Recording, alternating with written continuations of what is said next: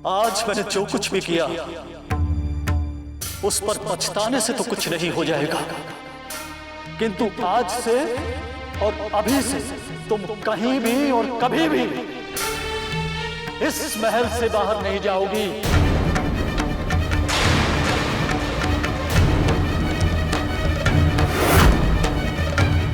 चलो मेरे साथ, चलो।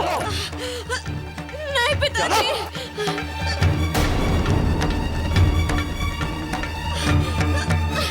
पिताजी। चले जा।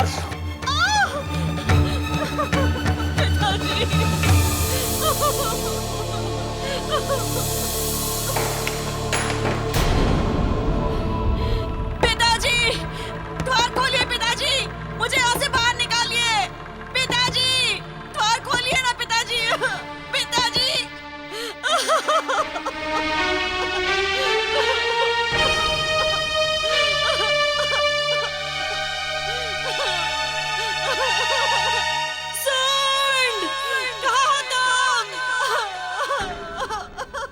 सेनापति, हर पल सचेत रहना है तुम्हें, चाहे कुछ भी हो जाए।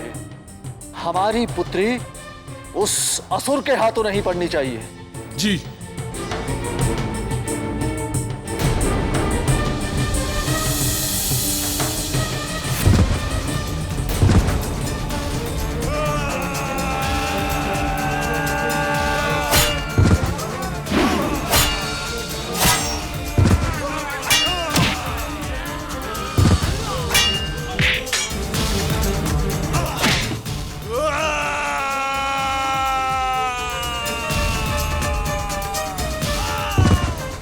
बोल, ताड़का कहाँ है?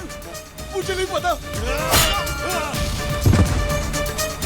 ताड़का!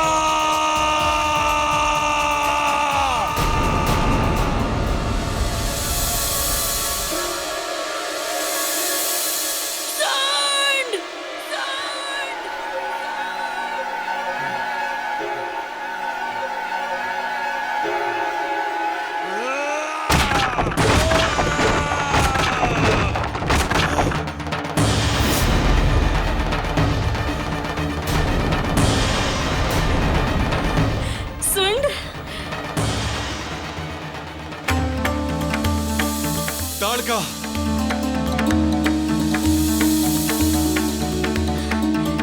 ताड़का! सुन! ताड़का! सुन! ओ ताड़का!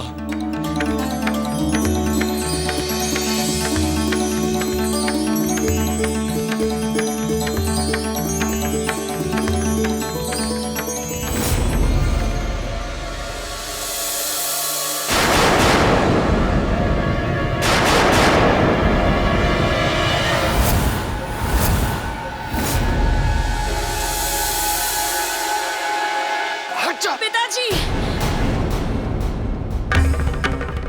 आपको मेरे पति पर आक्रमण करने से पहले मेरे प्राण लेने होंगे। हट जा मेरे सामने से ताड़का, ये असुर है, असुर। हट जा मेरे सामने से।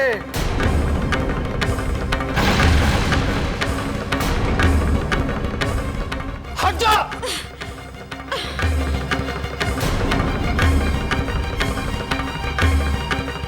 सैनिकों, जाओ, बंदी बना लो उस असुर को। जाओ, पकड़ो उसे, जाओ।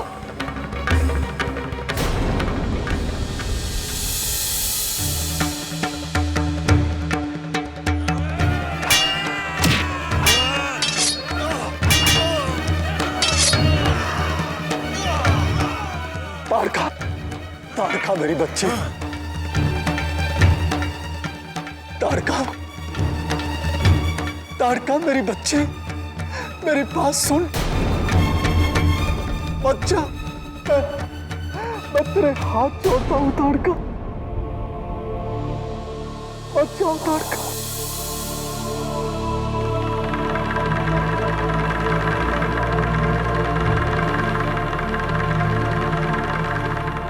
ताड़का,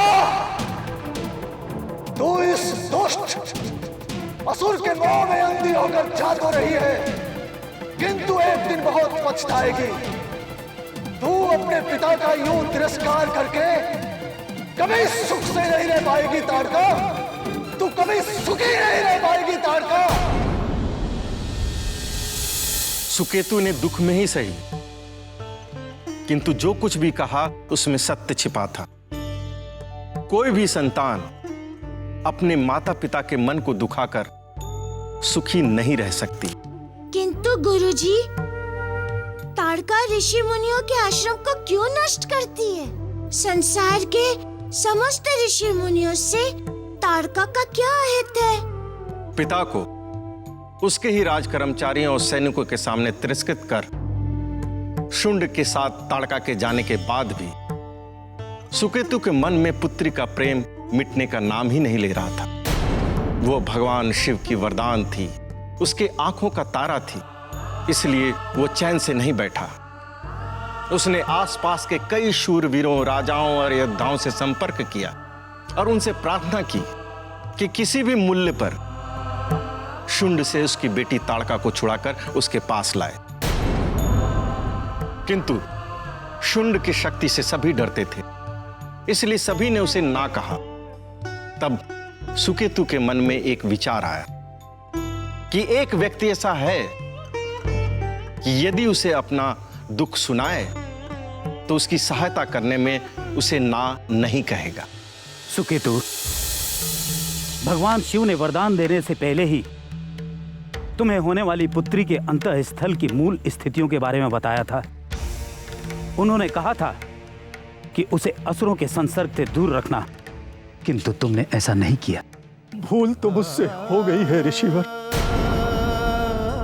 उसके मोह में मुझे ये भी याद नहीं रहा कि संतान के लालन पालन के लिए जितनी आवश्यकता स्नेह की होती है, उतनी ही आवश्यकता कठोर अनुशासन की भी होती है। ऋषिवर, मैंने कभी नहीं सोचा था कि जिस बेटी को मैंने अपने से अधिक चाहा, वो एक दिन मुझे यूं तिरस्कृत करके एक असुर के साथ चली जाएगी। पर फिर भी बेटी है मेरी।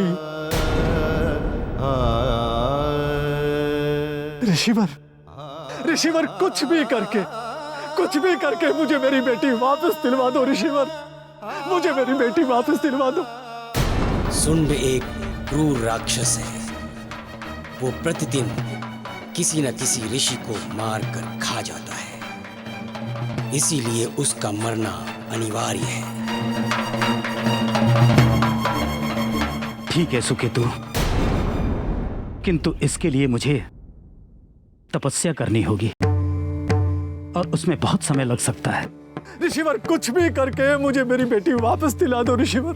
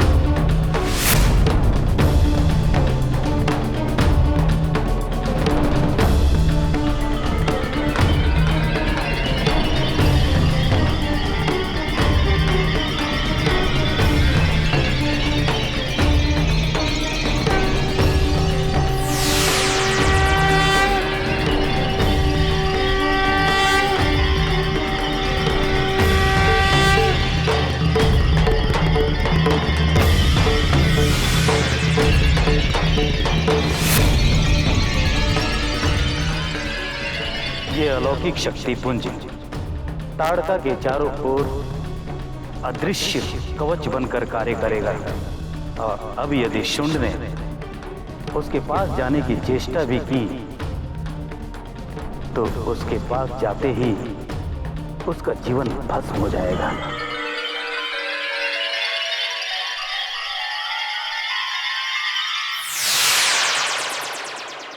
ताड़का जो मैंने सुना, क्या वो सत्य है? ओ ताड़का मैं तुम्हें बता नहीं सकता कितना प्रसन्न हूं मैं आज। पहले हमारी संतान मारीच और अब हमारी ये दूसरी संतान। निश्चित रूप से हमारी ये संतान भी बहुत ही हृष्ट पुष्ट और बुद्धिमान होगी।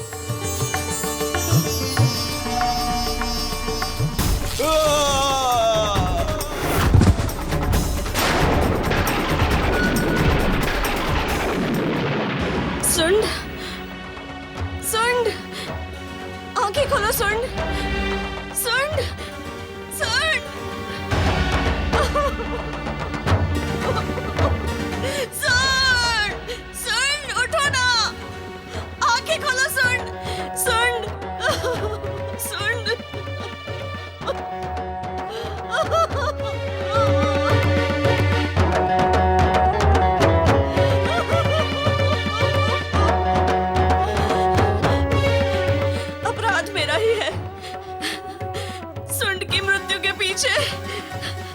अपराध मेरा ही विगत है।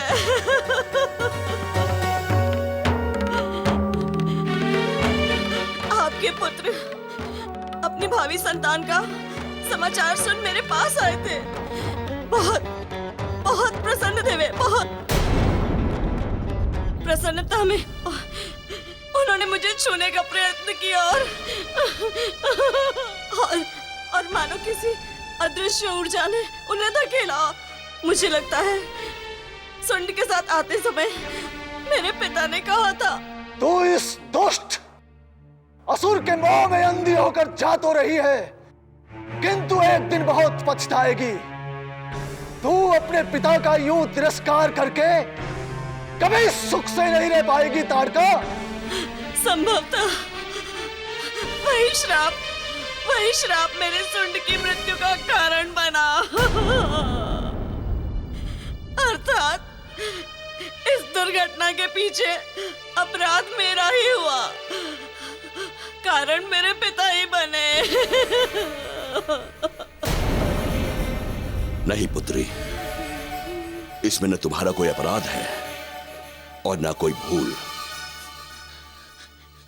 परंतु ये एक दुर्घटना नहीं, ये एक हत्या है। हत्या?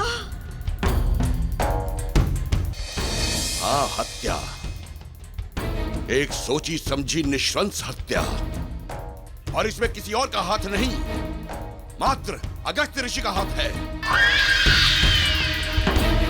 जलता है वो ऋषि, मेरे और मेरे पुत्र की बढ़ती हुई शक्तियों से जलता है वो। मेरे और इंद्र के बीच युद्ध के विरुद्ध जब उस कायर ऋषि का कोई बस न चला, तो उसने मेरे पुत्र पर प्रहार किया। विवाह से पहले भी उसने कई बार इसे मारने का प्रयास किया, किंतु असफल रहा। परंतु इस बार उसने तुम्हें अपना माध्यम बनाकर मेरे पुत्र को मार डाला।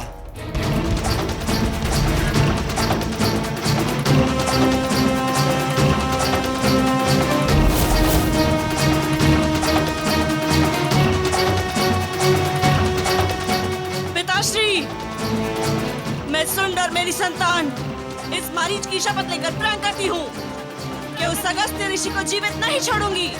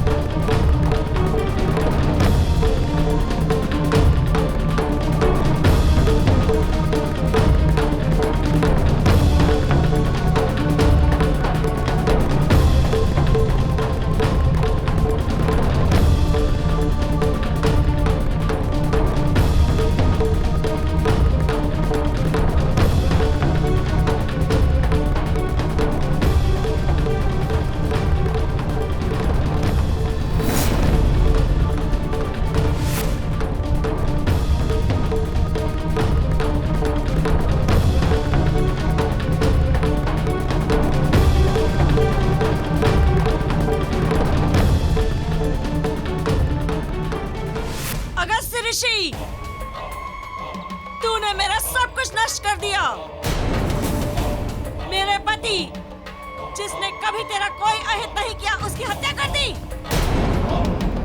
तूने अपनी अलौकिक शक्तियों का दुरुपयोग किया है। मैं तुझे नहीं छोड़ूंगी।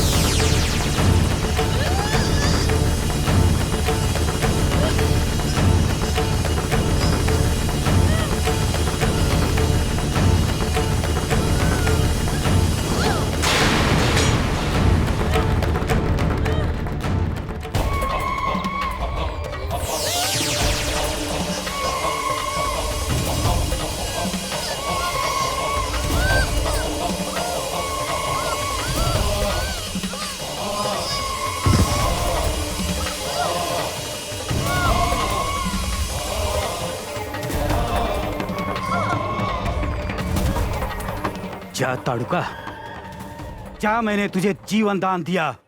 अब जाते जाते ये भी सुन के जा, ये जीवन दान मैं तुम्हें 2 कारणों से दे रहा हूं।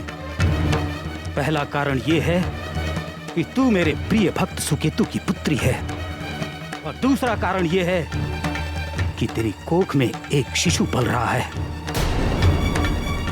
एक मनुष्य का जन्म से पहले ही उसका प्राण लेने जैसा पाप मैं नहीं कर सकता। जा, जा, मैं तुझे जीवन दान दे रहा हूं।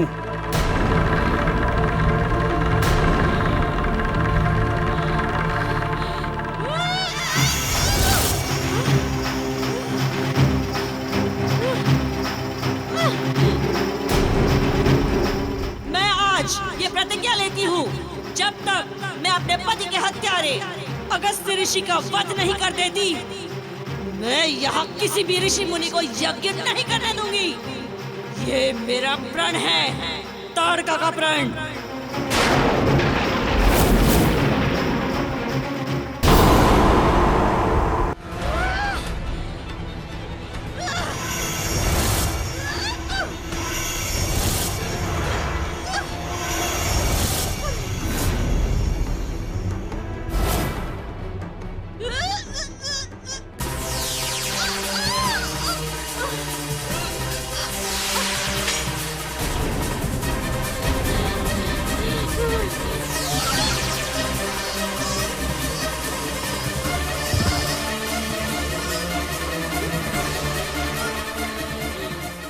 ताड़का उस समय अगस्त्य ऋषि का कुछ अहित नहीं कर पाई, क्योंकि तब उसके पास अलौकिक शक्तियां नहीं थी। किंतु उसके पास इतनी आसुरी शक्तियां तो थी ही, जिससे वो किसी भी ऋषि मुनि की तपस्या को रोक सके, यज्ञ में बाधा डाल सके। तब से जब उसे यह पता चलता था कि कोई ऋषि मुनि यज्ञ कर रहा है, वो वहां प्रकट हो जाती थी और अपनी आसुरी शक्ति से यज्ञ को नष्ट भ्रष्ट कर देती थी। और आज इस आश्रम में उसने यही किया। सब डरे हुए थे, सब चिंतित थे, केवल एक व्यक्ति को छोड़कर, वो था रावण। ताड़का मौसी, ये सत्य है कि आपने यक्षों में जन्म लिया, परंतु सत्य यह भी है कि प्राकृतिक रूप से आप हम में से एक हैं। आपके पिता ने अगस्त्य ऋषि के सहायता से, छल से, षड्यंत्र से आपके पति को सदा सदा के लिए समाप्त कर दिया। देखा जाए तो हम दोनों का एक ही शत्रु है, यह ऋषि।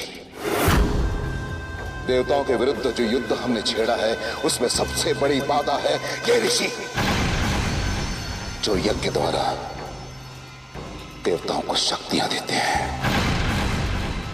आपके समक्ष हमारा यही प्रस्ताव है, यदि हम दोनों मिल जाएं, तो हम इन ऋषियों को सदा सदा के लिए समाप्त कर सकते हैं। यदि आप हमें सहयोग दें तो बदले में हम आपको मायावी शक्तियां देंगे, जिसकी सहायता से आप अपना प्रतिशोध ले सकती हैं।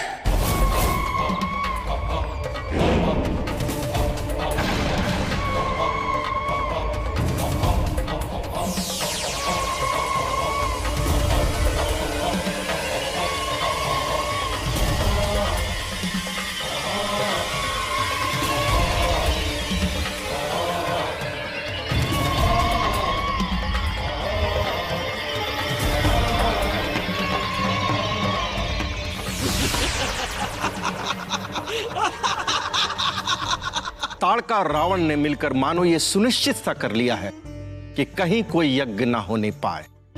इससे न केवल ऋषि मुनि ही प्रभावित हो रहे हैं, वरन संसार में अन्वेषण के लिए ज्ञान की खोज में प्रयास करने वालों में आतंक सा छा गया। इससे समस्त ब्रह्मांड का चक्र प्रभावित हो रहा है। विकास का रथ मानो थम सा गया। इस विकास विरोध का अंत होना चाहिए, किंतु हमारी समझ में यह नहीं आता कि इसका साहस करेगा कौन।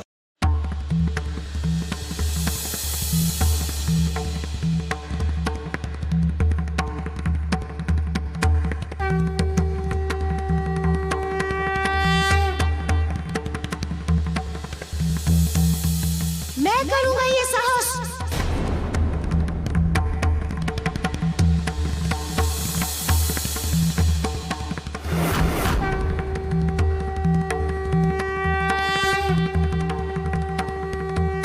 मारुति, हम प्रशंसा करते हैं तुम्हारे साहस की।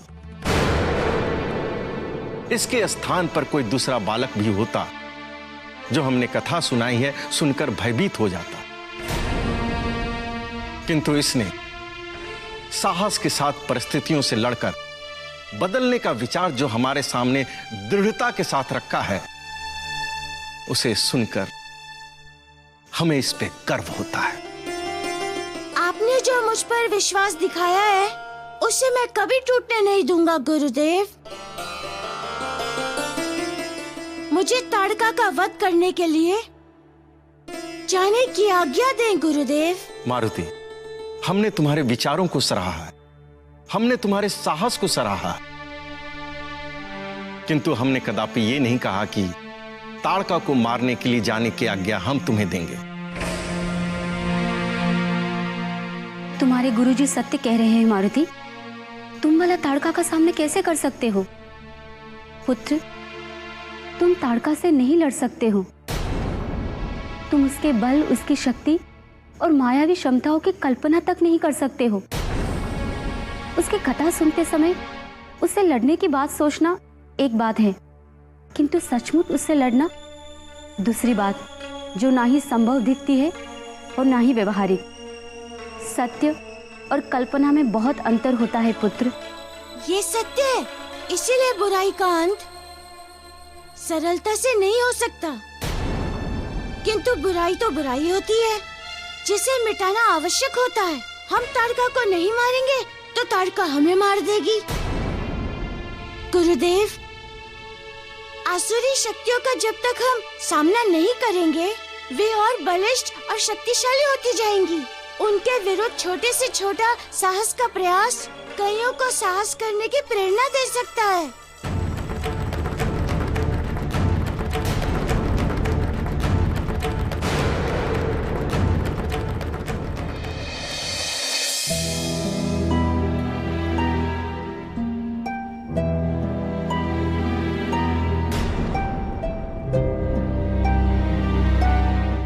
मारुति, मारुति,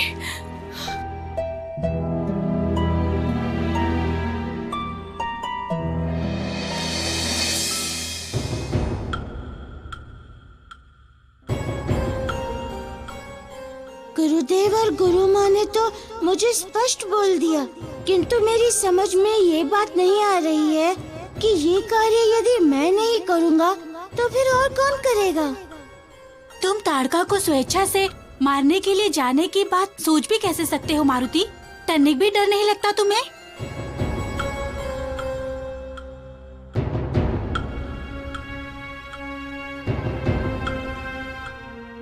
मारुति,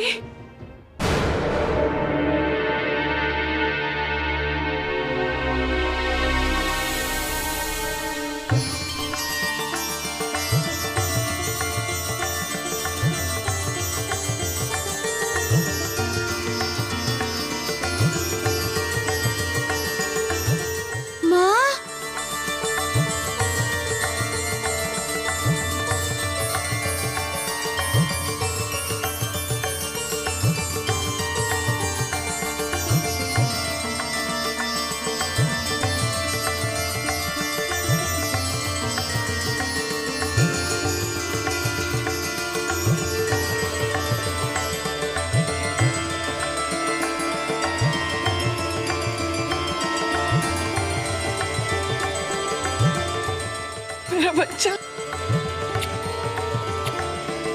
तू ठीक तो है ना? हाँ? मेरे बच्चे, हे भगवान, आपका कोटि कोटि आभार।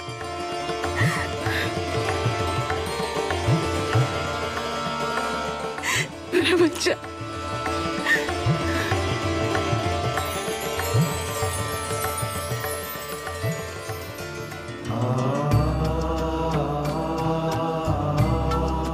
पिताश्री,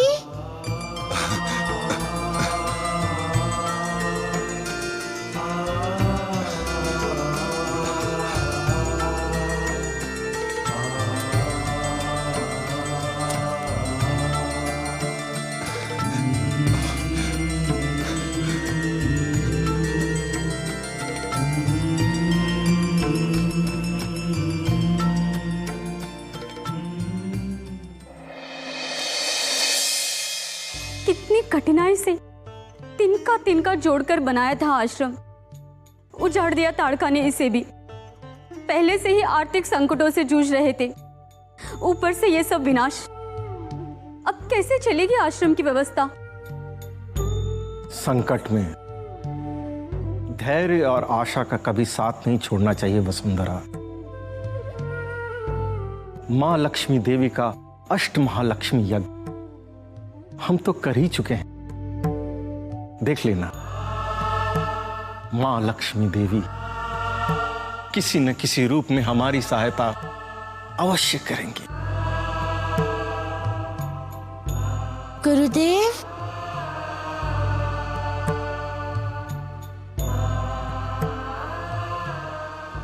गुरुदेव, ये मेरी माँ अंजना माता है। प्रणाम। और ये मेरे पिताश्री केसरी हैं। प्रणाम प्राचार्य श्री। प्रणाम। सर्वप्रथम आपसे क्षमा चाहते हैं प्राचार्य श्री, क्योंकि हम जानते हैं कि जब तक आश्रम में विद्यार्थी अध्ययनरत रहता है तब तक उसके माता पिता को उससे मिलने की अनुमति नहीं होती। किंतु गुरुदेव, ये एक माँ का अपने संतान के प्रति प्रेम और चिंता के सामने विवश हो गए थे। गुरुदेव, मारुति पहली बार मुझसे इतना दूर हुआ था और मैं इसकी चिंता में घुलती ही जा रही थी। आठों पहर बस मारुति की ही चिंता लगी रहती थी। एक धड़का लगा रहता था, कहीं मेरे पुत्र के साथ कोई आहित ना हो जाए। बहुत समझाया मैंने, किंतु मेरा मन मान ही नहीं रहा था।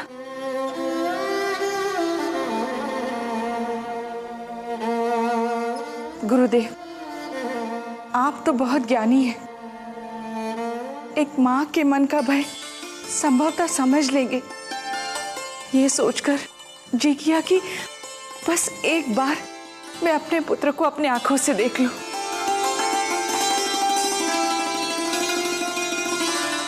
बस इसीलिए मैं इन्हें भी अपने साथ ले आई।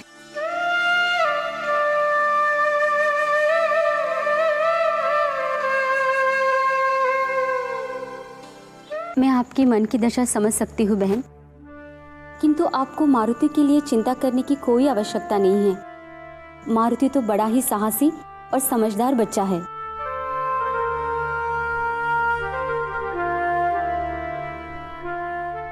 मारुति पर तो हमें भी गर्व है।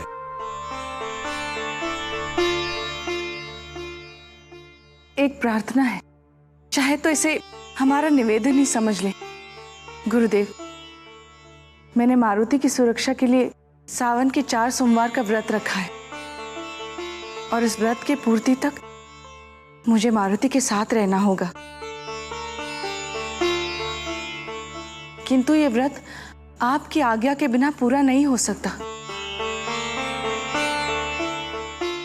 यदि आप इसे अनुचित ना समझे तो।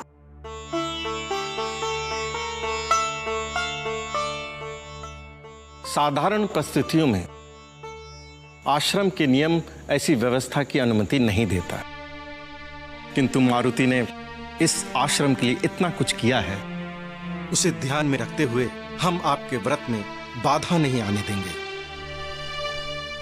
आप चतुर्थ सोमवार तक मारुति के साथ रह सकते हैं। धन्यवाद गुरुदेव, कोटि कोटि धन्यवाद। प्राचार्य श्री, हृदय से आभार व्यक्त करते हैं हम आपका। चलो माँ, मैं अपने मित्रों से आपको मिलाता हूँ। चलो चलो।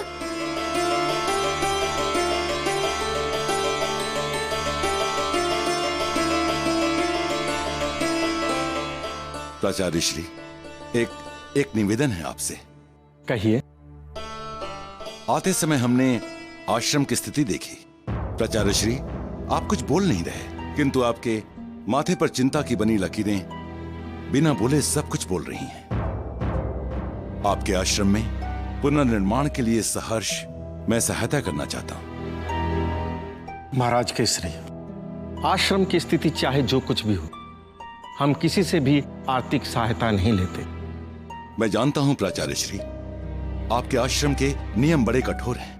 आप विद्यार्थियों के माता पिता से दान या सहायता भी प्राप्त नहीं करते।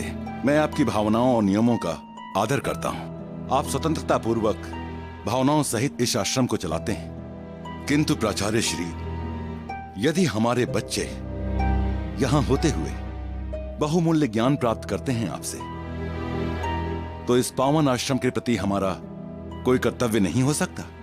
हमारा यह मानना है कि आश्रम को स्वतंत्र एवं दबाव रहित होना चाहिए। इसके लिए हमें कड़े नियमों का पालन करना पड़ता है, और ये नियम सभी के लिए, ताकि निर्धन माता पिता के बालक भी धनी माता पिता के बालक से स्वयं को कम न समझे। मान लिया आपकी बात गुरुदेव, किंतु इस आपात स्थिति में आश्रम के पुनर्निर्माण में आप श्रमदान की अनुमति तो दे सकते हैं। मैं सचमुच बहुत प्रसन्न होऊंगा आप मुझे श्रमदान की अनुमति दें।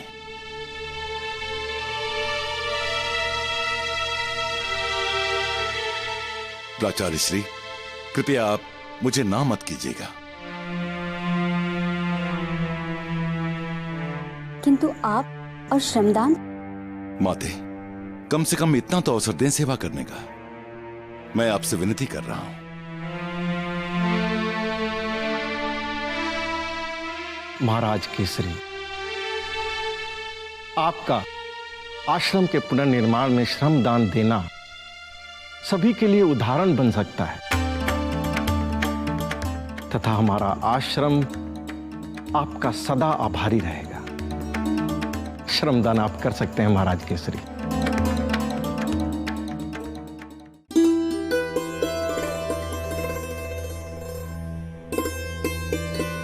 आपको देखकर ऐसा लगता है मानो मेरी माँ सामने आ गई हो। तो मैं तुम्हारी माँ ही तो हूँ। जैसे मारुति मेरा पुत्र है, वैसे तुम भी मेरे पुत्र हो।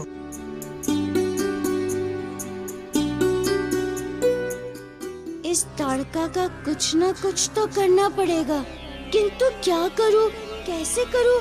अब माँ आ गई है तो भला अपनी आंखों से कहाँ ओझल होने देंगी। क्या करूँ?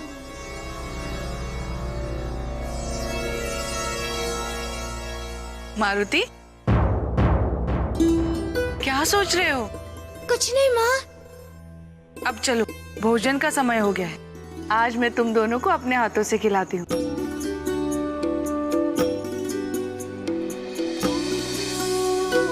सबसे पहले किसको खिलाओगी माँ?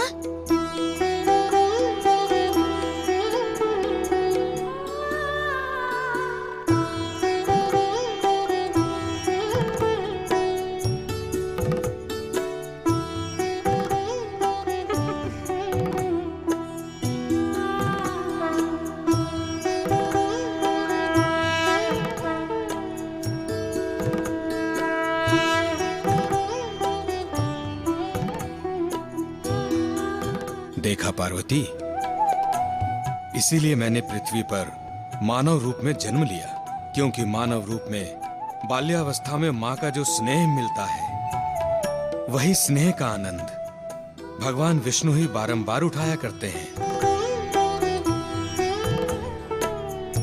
प्रेम का सबसे दिव्य रूप होता है माँ से मिलने वाला प्रेम। माँ के हाथों मिला भोजन संसार के हर व्यंजन से अच्छा होता है। इससे वही तृप्ति मिलती है जो अमृत से मिलती है।